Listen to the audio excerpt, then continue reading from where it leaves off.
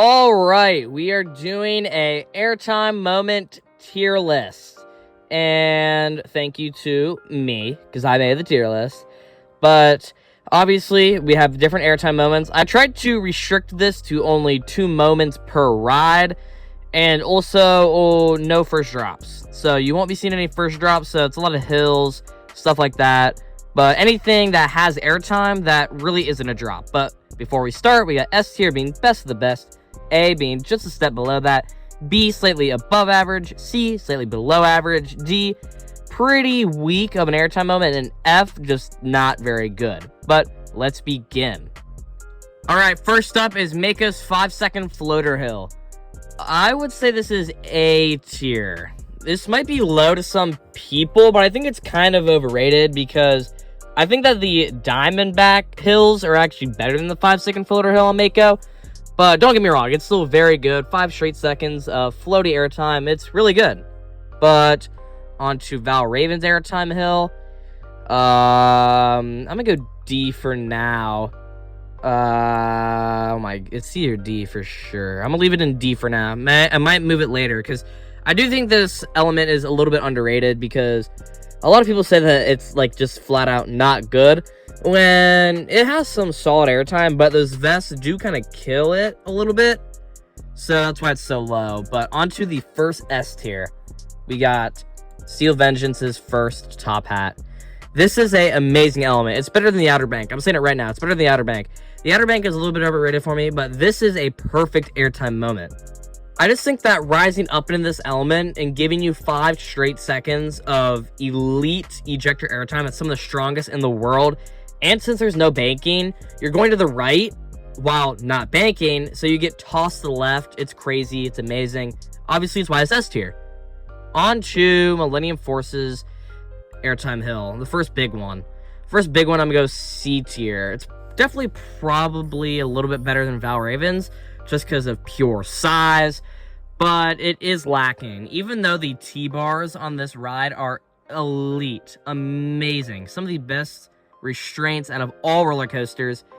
I just wish that the train went over this hill a little bit faster, and then it would be really elite, but it kind of just crawls over it, so that's why it's so low. Alright, another SeaWorld Orlando ride. We got Pipeline's ejector hill while launching. This is good. This is so good. I'm going A. It's so good. Especially in that standing position. It's so cool and unique.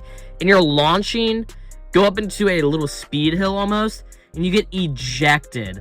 Like, it's actually just ejector airtime on a stand-up roller coaster. It's so cool and unique. There's nothing else like it in the world.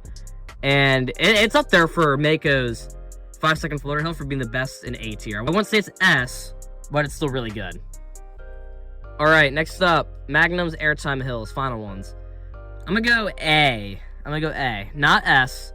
And actually, I'm actually a little high on this ride right now. I'm not super high on it because I don't have it top 5 like some people. But these airtime hills were really fun when I went on them last time. The rest of the ride's kind of trash, but these hills are really good. Compared to some of my other rides, they were fun, filled with airtime. They didn't feel too janky, and the airtime wasn't too strong, if you know what I mean. But they were fun. I liked it. All right, I think this is the first ride at Kings Island. It's Diamondback's final drop. I'm gonna go B. I would say it's probably not as good as the moments in A tier, but this is a solid airtime moment, especially when you're in the back. You go through the helix, the entire train is getting whipped down the drop. You're the last one to go, especially if you have room by the end of the ride. It's really good and a great way to finish this ride out, but can't stand up to the other airtime moments on this list. Alright, one that's really good. I like this a ton. I'm gonna go top B. I'm gonna go top B for Icebreaker's top hat. I think that no matter what seat you're in, this ride has a great top hat. The front, you get ejector while going up. In the back, you get ejector while going down. And I can't believe that they advertise this thing as a family coaster. Because I know it's like family thrill, but it ain't no family coaster, I'll tell you that. But again, the comfort collars, thank God they got rid of. But still, these trains are just so bad. and the bulky restraint that sits on your lap is pretty bad.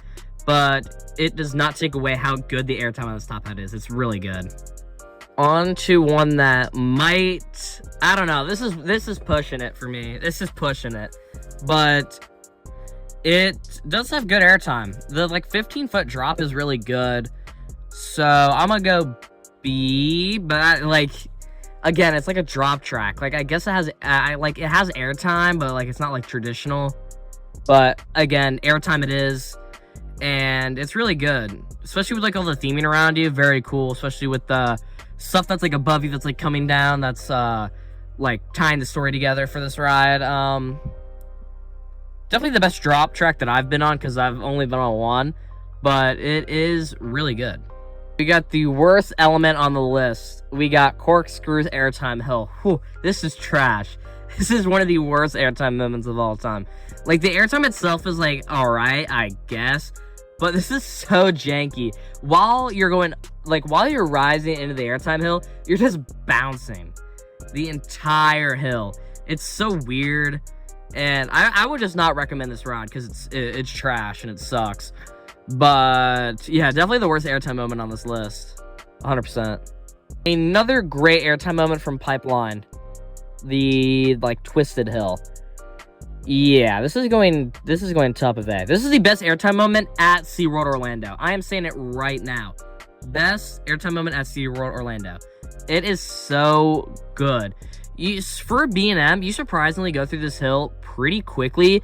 And obviously, twisted hills are amazing. Getting twisted from one side to the other. And again, while standing up and getting airtime is so crazy. It just feels so unique compared to everything else. And the airtime itself is really good as well. Like, you can't say it's bad. But on to the next element. We got Seal Vengeance's Outer Bank. This is good, obviously. Still gonna go S tier though. I know I said it was overrated earlier, but it's still really good. It's again like 5 seconds of straight ejector. I would not say it's as powerful as the top hat, but I would say just getting fling to the left side is pretty crazy. So for that, it's S tier, but the top hat is definitely still on top. And first element on Maverick. Actually, I think this is the only element from Maverick on this list. We're gonna go A. Definitely better than Magnum's Hills. Yeah, I'm gonna put it right there. This is really good. It's not a very sustained airtime moment, but it's so intense. It's so powerful. I would say it's like the strongest airtime moment on this list, up with the top hat. It's that intense. And I know the big bar kind of sucks for a restraint, but the airtime is so powerful. And you go through this hill so quickly, and that's why it's so intense. But it's just not sustained, like, at all. It's a very short hill. It's like the size of, like, a Magnum hill. Very short, but it's so powerful. Short but sweet. Alright, we got any Blue Streak hill. I didn't pick a specific one just because they're all very similar, all, like, 20-foot hills. I'm gonna go D. Bottom of D, for sure. This ride, it deeply needs a gravity group. What Gravity Group did to the racer at Kings Island was magical work. And if they could do this to Blue Streak, that would actually be, like, so good. Because the airtime is good, it's so bumpy and rough the entire ride, that if it was smooth, I've said this before, it would be like Racer from Kings Island, and that ride is so good. That ride is, like, almost top 5 for me. It's so re-rideable, so enjoyable. Everybody loves the ride, and this would just be Blue Streak if it was smooth, which needs to happen. All right, we got Orion's Speed Hill. Let's go.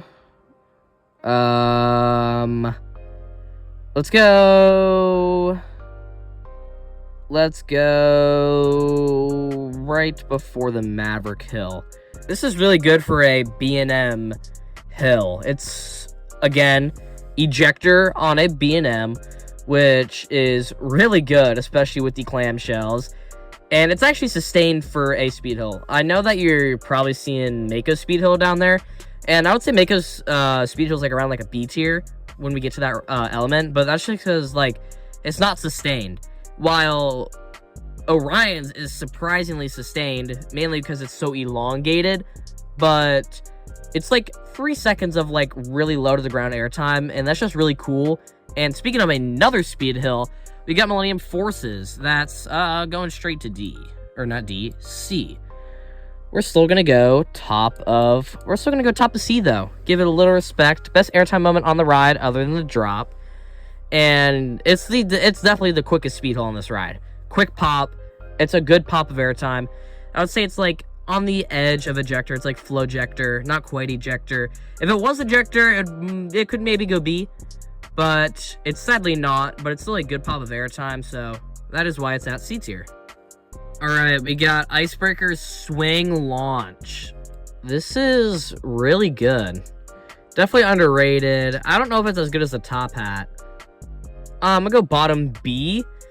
And it's like a sequence. It's not just one element. It's a sequence of 4 actual like hills, but only 2 of them are really good. The first launch back has no airtime. The launch forward has a little bit, but not enough to where you can like really like feel it through the restraint. The back is pretty good, and then the step up into the Top Hat is pretty good, but the Top Hat is still better. So that is again why it's B tier. But it is cool that it's like 4 elements, I guess. We got Racers Airtime Hills. These are pretty underrated, but they are just bottom of C tier. They got good pops of floater airtime. Nothing really more than that. And the first half is really like where like the airtime's at. I would say like this like speed hill. I'm gonna say like the airtime actual hills aren't actually gonna be the one in the photo. It's gonna be like the speed hill, like right after the first drop. That's probably the best airtime moment on the ride. It's like pretty good floater, but it is a PTC from like 50 years ago, so it's not going to be very good. All right, we got Gemini's drop off like the turnaround. I'm gonna go D.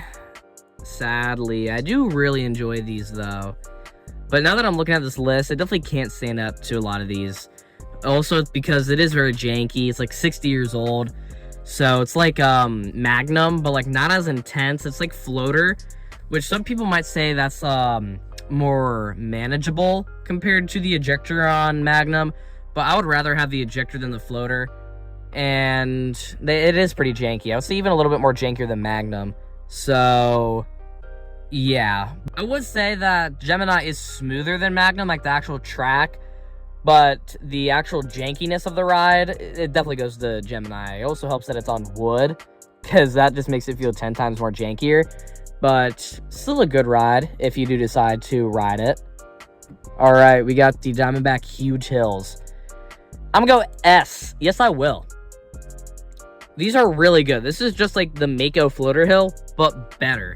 Especially if you sit in the front, you get ejected for like what feels like 6 seconds. It's amazing. It's so good. Like, it's so good. Definitely the best airtime moments at Kings Island. It's just so good. Just floaty heaven. All right, we got Velocicoaster's Outer Bank.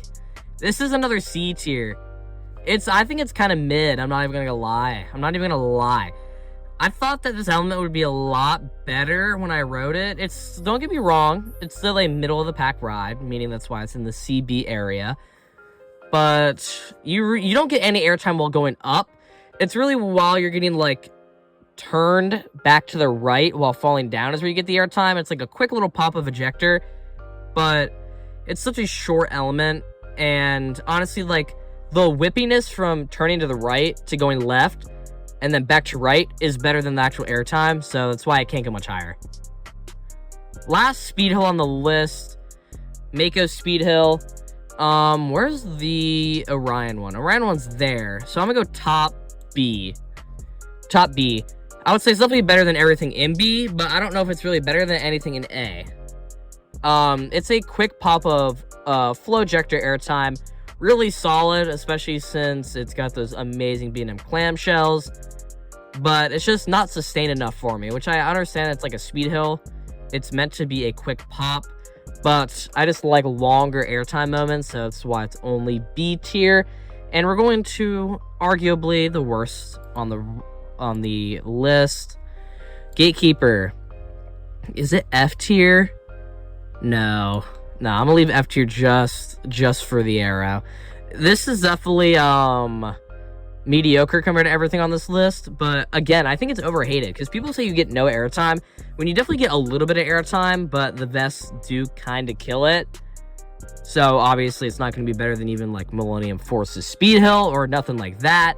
But again, like it's like not a bad element, so I can't put it in F. Another great element, we got Orion's Final Dip. I don't really know what it's actually called, but it's really good.